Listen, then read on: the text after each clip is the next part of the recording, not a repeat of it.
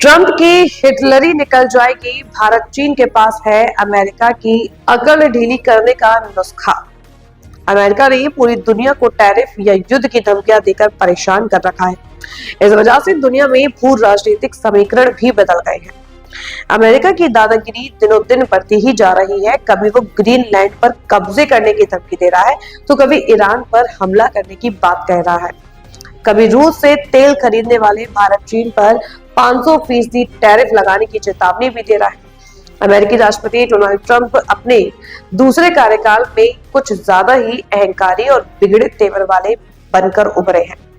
हालांकि सीधे तौर पर सैन्य संघर्ष की संभावना कम है, लेकिन काल्पनिक तौर पर ये देश अमेरिकी ट्रेजरी प्रतिभूतियों की बड़े पैमाने पर संबंधित बिक्री करते हैं।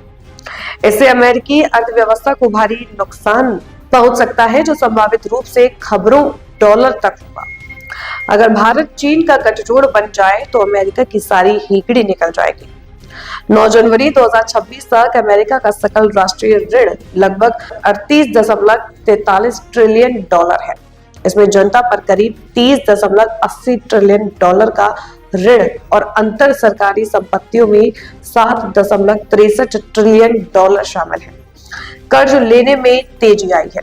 2025 में ही कुल कर्ज लगभग 2.25 ट्रिलियन डॉलर बढ़ गया है और औसतन प्रतिदिन 8 बिलियन डॉलर से अधिक की बढ़ोतरी के बराबर है। प्रति व्यक्ति आधार पर देखा जाए तो यह अमेरिकी नागरिक के लिए लगभग 115,000 डॉलर के बराबर है। और अमेरिका ब्याज भुगतान पहले से ही संघीय वित्त पर दबाव डाल रहे हैं। 2025 की अंतिम तिमाही में शुद्ध ब्याज लागत 276 बिलियन डॉलर तक पहुंच गई है, जो ज्यादा ब्याज दरों और बढ़ते ऋण भंडार के कारण पिछले वर्ष की तुलना में काफी अधिक है।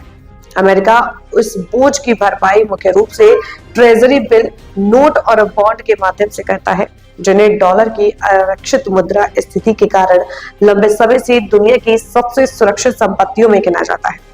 हालांकि विदेशी खरीदारों पर अत्यधिक निर्भरता रणनीतिक कमजोरियों को भी जन्म देती है।